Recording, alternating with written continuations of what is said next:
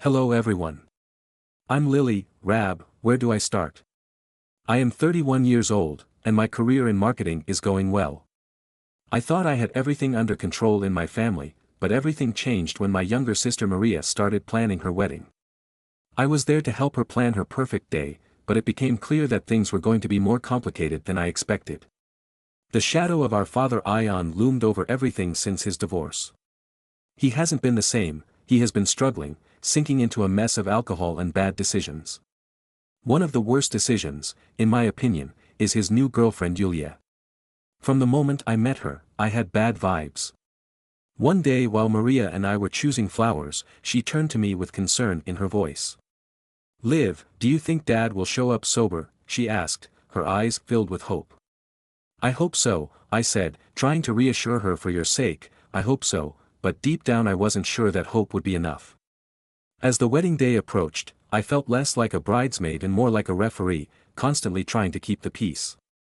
My boyfriend Paul, it was incredible throughout the whole process. I always tried to calm myself by saying things like, "Honey, you can't control everything."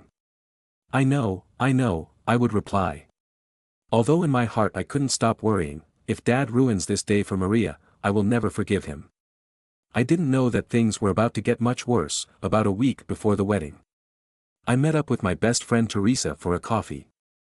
She has always been the voice of reason in my life, and I needed her more than ever. "What's going on between you and Yuli?" she asked, giving me a look that told me she already knew something was wrong. I lowered my voice. Looking around me as if someone could listening, "There is something not right with her. Teresa, the way she got hooked on Dad. So fast, always whispering things, and listen to this." I heard her talking on the phone about a big score that was looming in Teresa's eyes. They opened wide. "Do you think he is scamming him?" "I don't know," I admitted, "but I'm going to find out." That conversation awakened something in me and I couldn't let it go.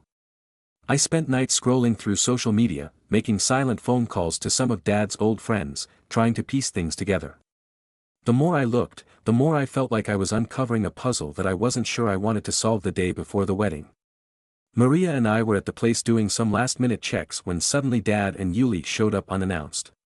Dad shouted. Maria running to hug him, I stayed behind.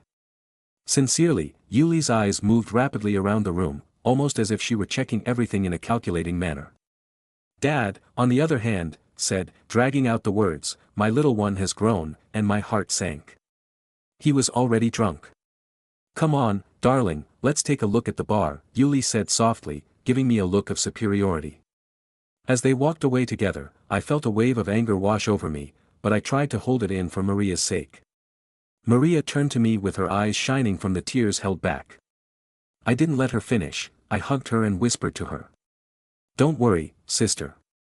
Tomorrow is all about you and Brian, nothing is going to ruin it." If only I had known how wrong I was. They say there's always calm before the storm. Well, our storm was brewing and was about to hit with the force of a Category 7 hurricane while I was there hugging my sister. Small Maria, I made a silent promise to myself that no matter what happened, I would protect her happiness. At that moment, I had no idea that I would be fighting for much more than a perfect wedding day. The ceremony, indeed, was beautiful. Maria looked radiant for a brief moment. All the family drama seemed to disappear. Standing next to her, watching her exchange vows with Brian, I felt a flash of hope. Maybe, just maybe, we could get through this day without any problems. I wanted so much for Maria to have a perfect day, but that fragile hope shattered the moment we entered the reception. I saw it almost immediately. Dad standing by the bar already drunk, with Yuli clinging to him like a lifeline. My heart sank. "Are you okay?" he whispered. "Paul, my boyfriend, while my hand feels my restlessness, I have to hold back for Maria." You may murmur, but deep down I knew it was only a matter of time before something went wrong. As the night went on, the tension in the room became unbearable. Dad's laughter grew louder, his movements increasingly careless. Yuli's eyes continued to scrutinize the room with a strange glint in them that sent shivers down my spine. Something wasn't right, and I could feel it. "Dad is making a scene," he whispered to me. Maria, with a voice full of concern, said, "I will take care of it," trying to sound confident. I walked over to where Dad was trying to do a very unsteady Macarena. Stumbling and laughing as if nothing were wrong, Dad, let's go get some fresh air, I suggested, trying to stay calm. Nonsense, dragged the words. I am celebrating my girl's big day. She tried to spin around but almost fell. Yulia appeared by her side and squeezed her arm tighter. Leave her alone, she's having fun, she said sternly. It's not about fun, it's about showing respect for Maria on her special day, I replied, trying to keep my voice steady. Yuli's eyes narrowed as she mocked, do you think you're so perfect, always trying to control everything? The discussion escalated quickly. We moved to a quieter corner of the room, but our voices continued to rise with each exchange. You know nothing about our family, I shot back. My patience was running out. I know one thing, she whispered, your dad prefers my company to yours. Something inside me broke. Was that before or after I took his money? Yuli's reply trembled with rage, her face contorted with fury, and before I could react, she lunged at me, grabbing a knife from a nearby dessert table. For a moment, everything seemed to slow down. I saw the leaf shine under the reception lights, I heard people screaming, and I felt my heart pounding in my chest. The only thing I could think about was that I had ruined Maria's wedding. But then, out of nowhere, Paula embroidered yell and threw the knife to the ground. Chaos erupted around us, the guests screamed and scattered, the chairs toppled over, and the whole scene turned into a confusion of noise and movement. Amidst the chaos, the only thing I could focus on was Maria. How had it come to this? I had promised to protect her happiness, but oh, her wedding day was turning into a nightmare. I saw Maria's horrified face as Brian held her back, and security rushed in quickly and held Yuli while shouting obscenities at anyone who got close. It was chaos. I stood there frozen as the police arrived and took Yuli away in handcuffs. In that brief moment, glimpses of someone completely lost and shattered. It was then that I realized that things would never be the same. The days following the wedding were a blur of police reports, interviews, and endless nights. From insomnia, I felt as if I were living a nightmare. Every little sound made me jump, and the image of Yulia B lunging at me with that knife replayed in my mind over and over again. Paul supported me throughout all of this, he would hug me every time the nightmares hit. You are safe now. Liv whispered, trying to comfort me, but feeling safe seemed impossible.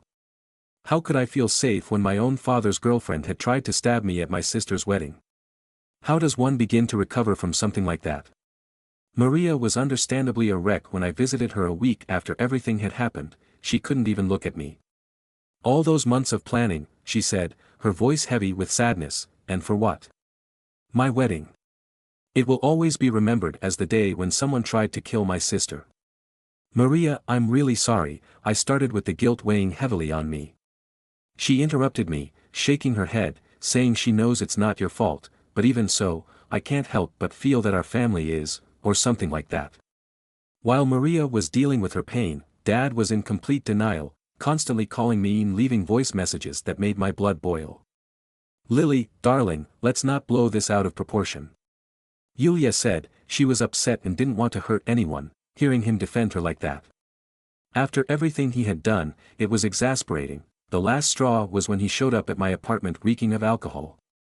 I opened the door and found him swaying slightly with glassy eyes.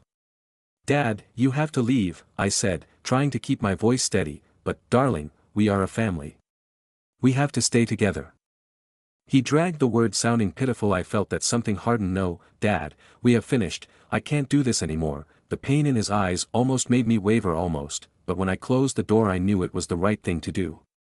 Meanwhile, Teresa, my always determined best friend, had started to investigate Yuli's past.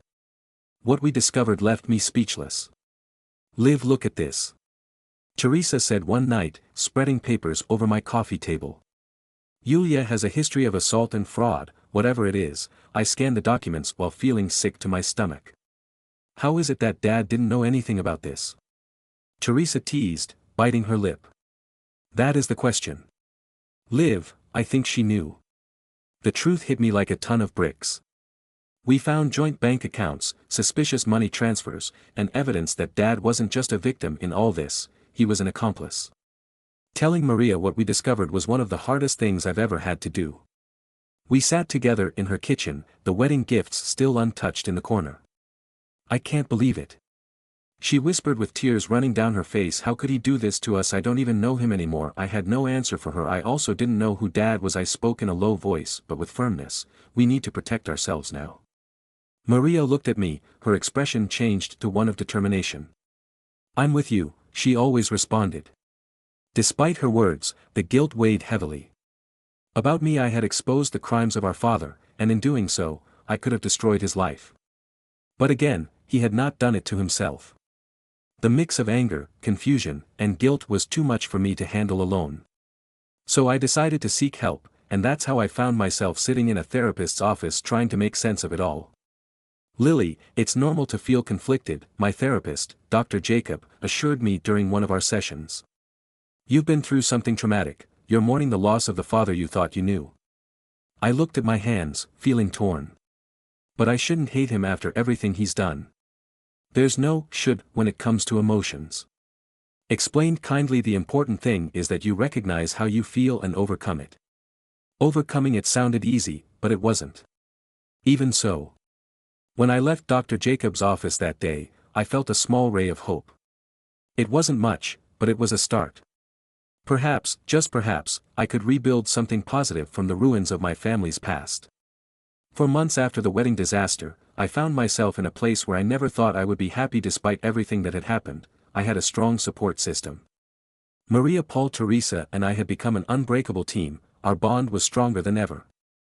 One night, while we were having dinner in my apartment, Maria raised her glass to new beginnings, toasted, "And to the family we choose," I added, clinking glasses with my sister. The media was everywhere. Yuli's trial was a circus, sitting in the courtroom. I felt a knot in my stomach when Yuli's true nature was revealed for everyone to see. Dad was sitting next to me, looking completely stunned as her criminal history came to light, but the real shock was yet to come. Teresa and I had been working hard gathering evidence of Dad's involvement in Yuli's plans. During the trial, our lawyer stood up and addressed the court. "Your Honor, we have documentation that proves John Rabb's participation in the fraudulent activities of Mrs. B."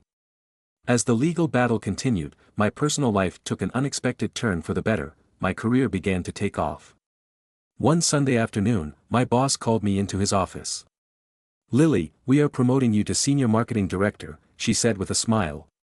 "Your resilience and creativity over the past year have been exceptional." I left her office dazed and immediately called Paul to share the news.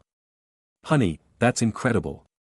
I'm so proud of you," Clara exclaimed with excitement in her voice. Amid all the chaos, Maria and Brian made a beautiful decision. They decided to renew their vows. This time it was a small and intimate ceremony in the backyard of their home with only close friends and family. "The second time's the charm," they joked. Brian making Maria laugh while they exchanged rings again. I felt a sense of peace wash over me. Finally, we were all healing. Then the day of Yoli's sentencing arrived. The courtroom was filled with tension as the judge prepared to announce the verdict. While I was sitting there, made me reflect on how far we had come since that fateful wedding day. We had gone through so much pain and betrayal. But somehow, we had overcome it. We were stronger and moving forward. It wasn't easy, but we had found our way back to each other. The storm had passed, and we were finally finding our calm. I stood up again to give my impact statement as a victim, with trembling hands but a firm voice. "The scars from that night are deep." I started, but they made me stronger. I looked directly at Yoli, knowing that this was my moment to reclaim my life. I am here. Today I do not eat as a victim but as a survivor. While they took Yuli away, I felt a sense of closure. It was as if a long and painful chapter of my life was finally coming to an end. However, the true closure came a month later. Maria, Brian, Paul, Teresa, and I were at my favorite restaurant gathered to celebrate my promotion and everything we had overcome. Together for Lily. Teresa, she raised her glass with a broad smile. "The strongest person I know," couldn't let her finish without adding, "on behalf of all of us." I looked around and saw the faces of the people who had supported me during the hardest year of my life, proving that family is not just a matter of blood but of loyalty and love. As we laughed and shared stories, I felt something change within me. I realized how much I had changed. Last year had been like a nightmare, but strangely, it had also been a gift. It showed me who mattered, taught me how strong I could be, and gave me the courage to eliminate negativity and toxic influences from my life. Sitting there, surrounded by real love and happiness, I knew this was my happy ending. It wasn't perfect and had its scars, but it was real, and that made it beautiful. For the first time in a long time, I felt hope about the future. I was grateful for the family I had found and for the strength I had discovered within myself. So, there ends my story, but I'm curious to know what you would think if you were in my shoes. Would you have given your father another chance after everything he did, or would you have maintained those boundaries like I did? It's a difficult decision, and I know that many of you have faced similar struggles with toxic family members. I would love to hear your experiences. Please share in the comments how you have handled difficult family dynamics in your own lives if my story resonated with you. Click the like button and consider subscribing to receive more real-life stories and discussions on how to tackle complicated family relationships. Your support means a lot to me and helps me continue sharing these personal stories. Thank you for watching the video, and we'll see you in the next one.